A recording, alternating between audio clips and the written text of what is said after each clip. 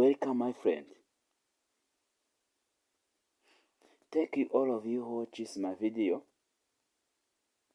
Today, I'm going to explain the theme of novella which called The Pearl. I think everybody was click on subscribe. If you don't click on, you have to click now. Mbahaye ikaze nshuti zanjye aho muherere hose mu gihugu. Uyu munsi tugiye kuganira ku bitekerezo nyamukuru bya novela yitwa The Pearl. Abantu benshi ntabwo muzi icyo bita The Pearl, icyo bisobanuye mu Kinyarwanda. The Pearl ni isaro ry'agaciro kandi rikomeye cyane. Nk'uko umutwe wa nova yacu bivuga, The Pearl ni isaro rirabagirana ndetse ryari rihenze cyane, na n'ubu ngubu rirahenze. Uyu munsi tugiye kuganira ku bintu by'ingenzi. Ndagira ngo niba utarakirika kuri subscribe, ukore share cyangwa utere comment, ndagira ngo ubikore nonaha kugira ngo video zanjye zizakurikiraho uzajye uzibona, ndetse ukande no kuri ako kazogera kugira ngo ujye wakira notification cyangwa imenyesha mu gihe na uploadinze video. Uyu munsi rero mbahaye ikaze. Njye tugiye kubana mw'iri somo. Amazina yanjye ni Mr. Vanny. Ndagira ngo ubwire inshuti zawe zibwire inshuti zabo, bakande subscribe kuri ino channel, kuko ibitekerezo byanyu ni inyamibwa. Uyu munsi tugiye kuganira ku bitekerezo nyamukuru bya novela yacu bita The Pearl.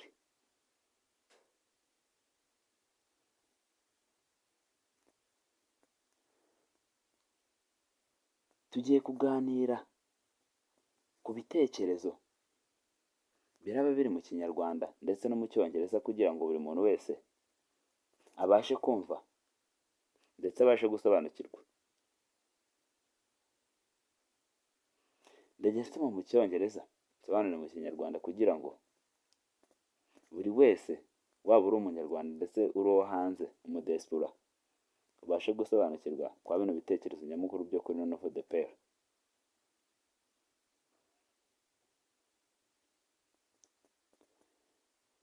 Igitekerezo nyamukuru kibanza ni greed and destructive forces,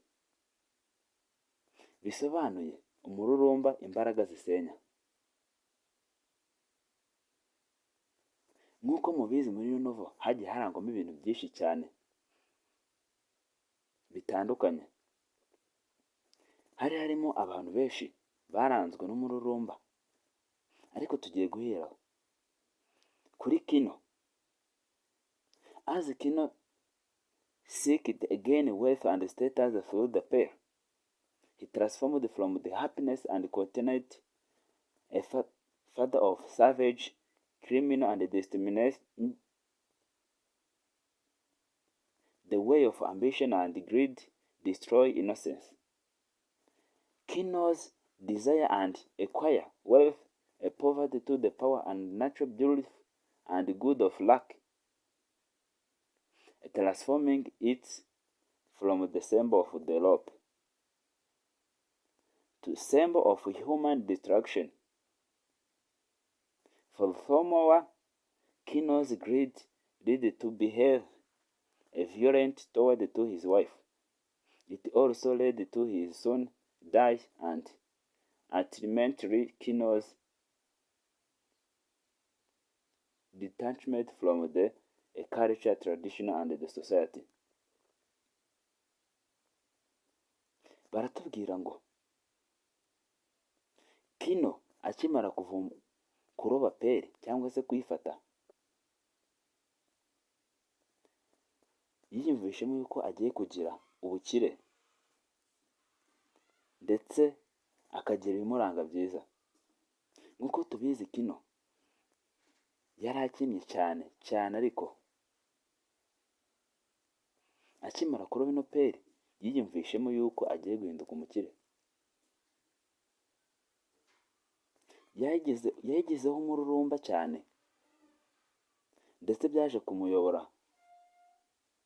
bimugeza ku kintu kibi cyane, aho yaje guhinduka violently. Muribuka muri Samari nababwiye yuko Kino ubwo umugore we bari baryamye, umugore we agafata peri agiye kuyisubiza mu nyanja, Kino yaramukurikiye ndetse ashikuza umugore we peri agiye kuyijugunya mu nyanja, biza kurangira anamukubise amujugunya mu nyanja. Kino iyo atakiza kuroba iyo peri ntabwo ibyo byose biba byarabayeho. Ndetse umururumba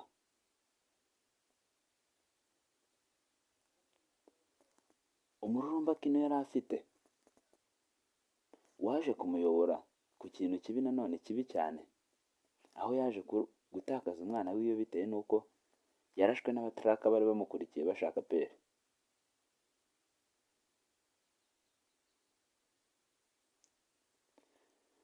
Greed and destructive forces bisobanuye umururumba n'imbaraga zisenya. Kino yarobye peri ndetse yumvaga yuko azagira ibimuranga byiza ndetse akaba n'umukire, akagira umutungo ndetse n'ibindi. Byaje kurangira kubera ko yagizeho umururumba bimusenye ndetse aba umukene kuruta uko yari ari na mbere.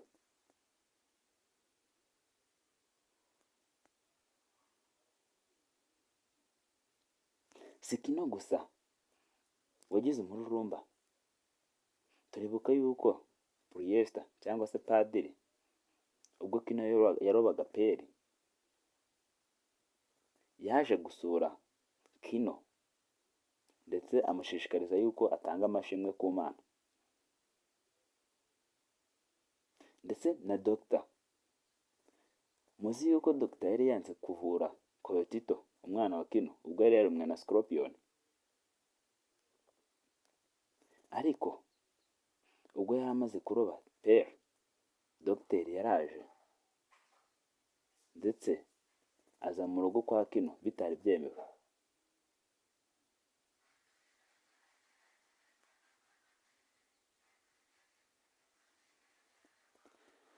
Ndetse yemeye guhereza Koyotito ubuvuzi, akamuhereza imiti imurembya, akongera akamuhereza imiti imworohereza kugira ngo agumye azamure igiciro cy'imiti, aze guhereza Koyotito imiti myinshi kugira ngo akore ubucuruzi bwiwe bw'imiti kuri Kino, kubera ko yari yamaze kumenya ko agiye kubona amafaranga azakura muri peri.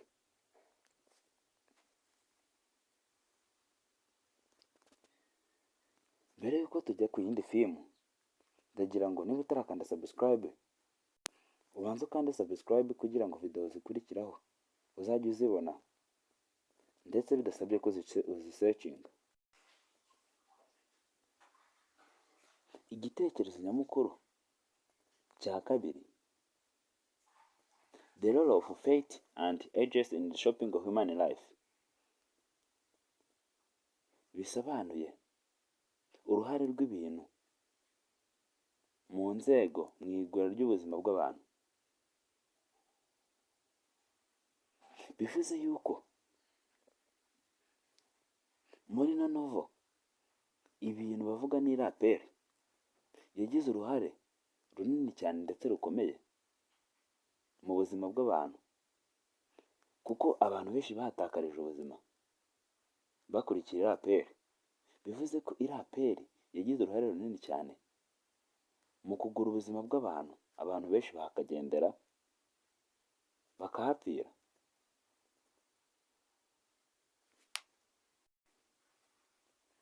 Bivuze ngo the peri portray the two contains the forces of shaping human life and determine individual destiny. The pair depicts a world in which for the most part humans shape their own destinies.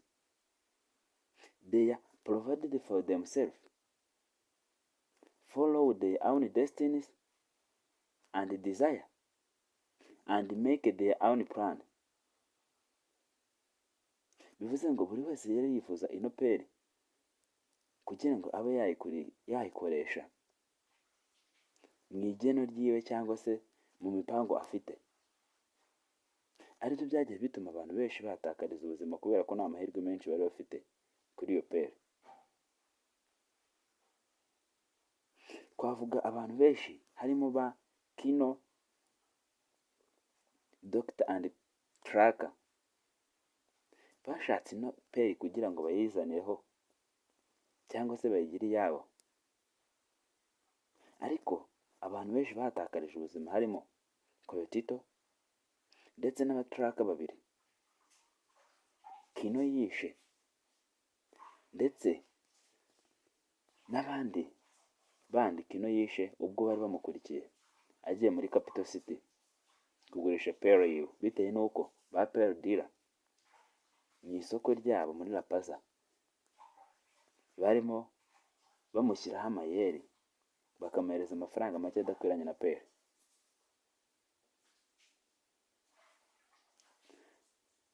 Igitekerezo nyamukuru cya gatatu,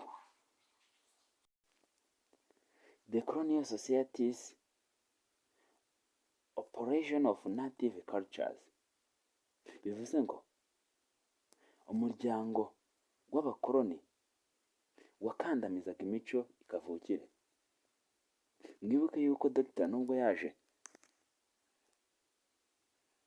mu gace ko kwa Kino ntabwo byari byemeye na mbere, ntabwo yari yigeze ahagera kuko yanze no guhereza Koyotito ubuvuzi bitewe n'uko aturuka muri ako gace. Umuryango Kino yaturukagamo wari ufite umuco gakondo, ariko bari bameze nk'abantu bakoronijwe bitewe n'uko ntibateraga imbere. Ikintu cyabo kwari ukuroba gusa. Ni abantu bakomeye bageraga muri ako gace. Kino ubwo yageragezaga kuroba peri yashatse kuzamura umuco wabo awirengagize, ndetse akiri nawe ajye ku rwego rumwe rw'abandi. Uribuka ko dogiteri yanze kuvura Koyotito ubwo iyi novel yatangiraga.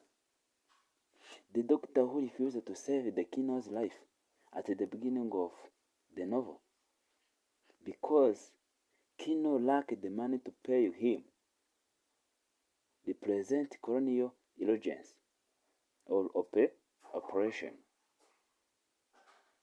Aside and conducting the doctor disappear or operating limit and self-recent mindset that is made a figuring by his unshakable belief in own culture superiority over the Kino, and by the power that he holds to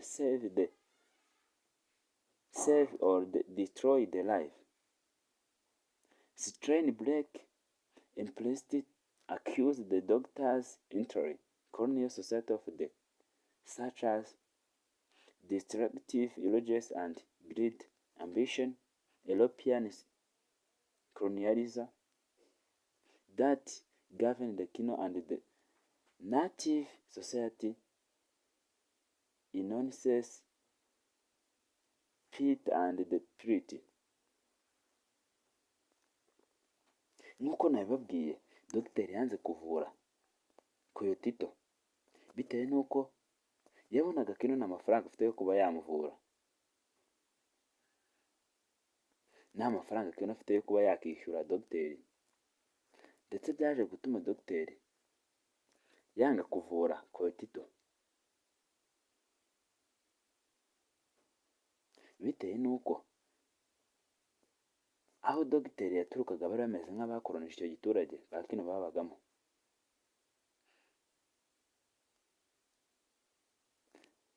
Ndabashimiye mwe mwabashije gukurikira kino kiganiro ubwo twasobanuraga filmu za novo bita The Pearl. Wowe wabashije gukurikira ndagushimiye cyane. Wowe wabashije kureba ino video ukayirangiza, gerageza ukande kuri subscribe cyangwa se niba warikanzeho ukore kuri nuzogera kugira ngo video zikurikiraho uzajye uzireba bidasabye ngo uzisearchinge, ndetse ugerageze kwandika comment niba hari ikindi utabashije gusobanukirwa ushobora kukibaza muri comment nkazakigusobanurira muri video ikurikiraho. Murakoze cyane. Njye twabanye muri iki kiganiro ni Mr. Vanny ubwo nasobanuraga filmu za The Pearl